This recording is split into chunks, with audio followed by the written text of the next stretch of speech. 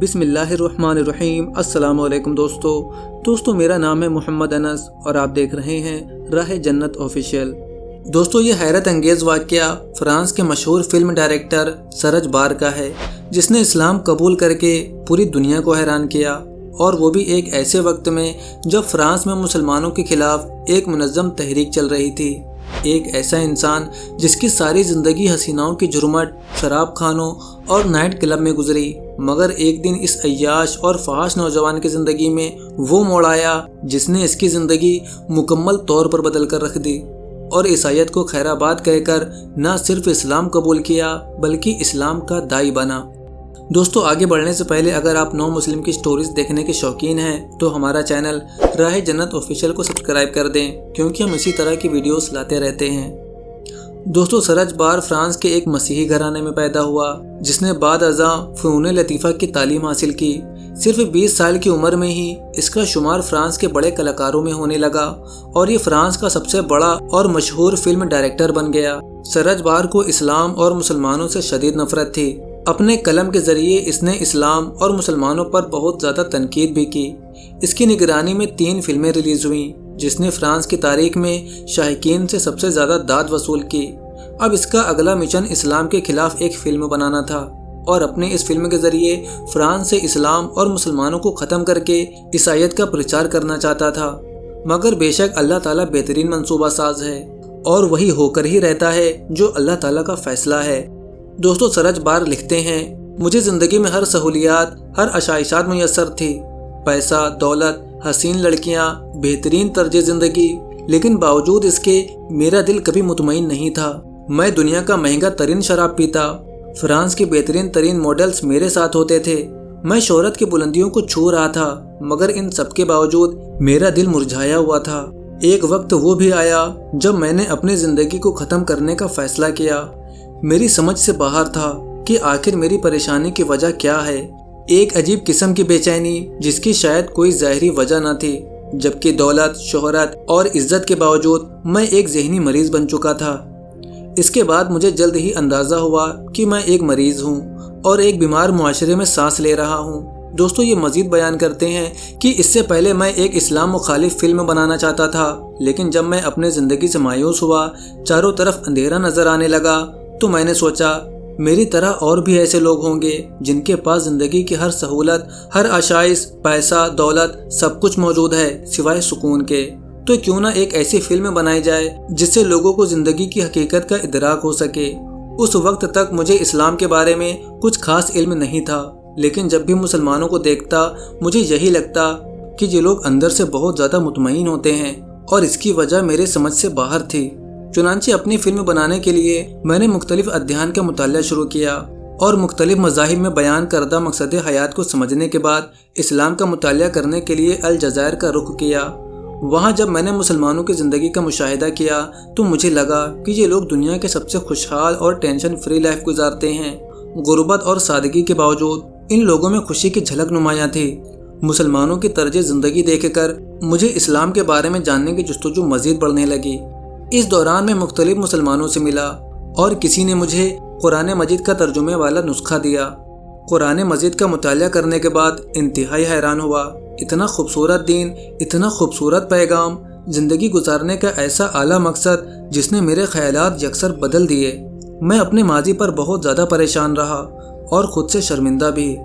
کیا یہ وہی اسلام ہے جس کی میں ہمیشہ مخالفت کرتا رہا، جسے میں اپنے ملک سے ختم کرنا چاہتا تھا، جس دین کو بدنام کرنے کے لیے میں ایک فلم بنانا چاہتا تھا؟ مگر یہ تو وہ دین ہے، وہ قیمتی اثاثہ ہے جو انسان کو بہترین زندگی گزارنے کا سلیقہ سکھاتا ہے۔ اس کے بعد میں تمنا کرنے لگا کہ کاش میں بھی ہمیشہ اس معاشرے میں رہوں۔ قرآن مجید کا ترجمہ پڑھنے کے بعد میری خواہش تھی کہ اس مترجم سے کسی طرح ملاقات ہو جائے، تاکہ میں اس ہستی کے ہاتھ پر اسلام قبول کر سکوں۔ جس کے بعد میں الجزائر کے مفتی الشیخ مالک کی خدمت میں حاضر ہوا اور ان کے سامنے اپنی خواہش کا اظہار کیا۔ پیارے دوستو، سرج بار مزید کہتے ہیں، شیخ صاحب نے مجھ سے کہا آپ تھوڑا انتظار کریں، ابھی آپ کے ملک سے ایک ایسی شخصیت آنے والی ہے جو مجھ سے بہتر ہے، اور وہی قرآن کے اصل مترجم ہیں۔ ان کا نام ڈاکٹر محمد حمید ہے۔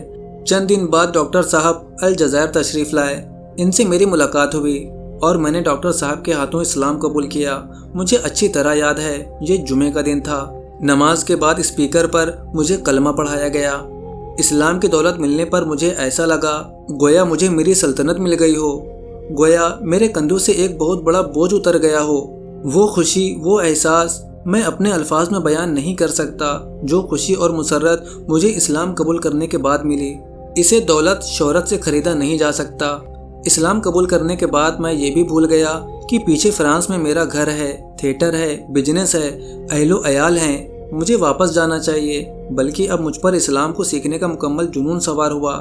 شیخ کے مشورے سے وہاں کے علماء کرام سے دین اسلام کو سیکھنے لگا، اور پورے 11 سال کے عرصے تک میں یہ پیاس بجھاتا رہا۔ اس دوران میں نے قرآن کریم بھی حفظ کیا، عربی لغت میں مہارت حاصل کی، اسلامی علوم سیکھے، جبکہ اس لمبے عرصے میں میں یہ بھول گیا کہ میں فرانسیسی ہوں۔ وہاں میرے دوست رشتہ دار ہیں، مجھے ایسا لگتا تھا کہ میں یہیں کا باسی ہوں، بس اسلام ہی میرا وطن ہے۔ دوستو یہ مزید لکھتے ہیں، 11 برس کے بعد میں نے فرانس واپسی کا سوچا۔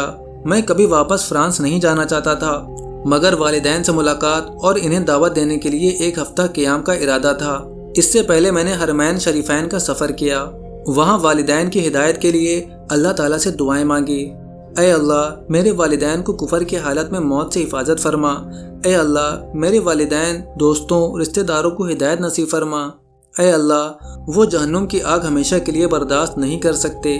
کچھ دنوں کے بعد میں 11 سال کے طویل عرصے کے بعد فرانس پہنچا۔ میرے دوست، رشتہ دار یہ سب دیکھ کر بہت زیادہ حیران تھے، لیکن میرا دھیان صرف اپنے والدین کو اسلام کی طرف لانے پر تھا۔ لیکن میرے توقع کے برخلاف والد نے ترنت انکار کیا، اس لیے مجھے فرانس میں ہی ٹھہرنا پڑا اور دن رات اللہ تعالیٰ سے دعائیں مانگتا رہا۔ اے اللہ، میرے والدین کو ہدایت عطا فرما، جس طرح آپ نے مجھے ہدایت دی اس طرح میرے والدین کو بھی ہدایت عطا فرما۔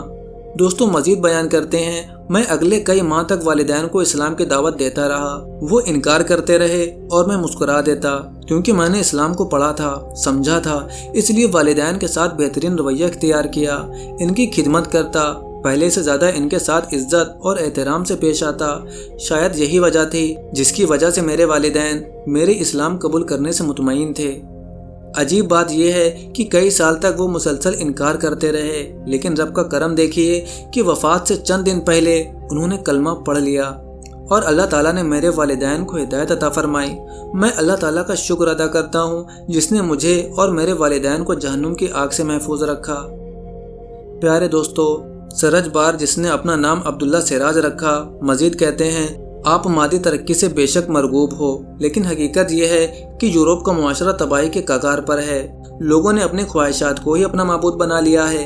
ان کے نجات کا واحد راستہ اسلام ہے۔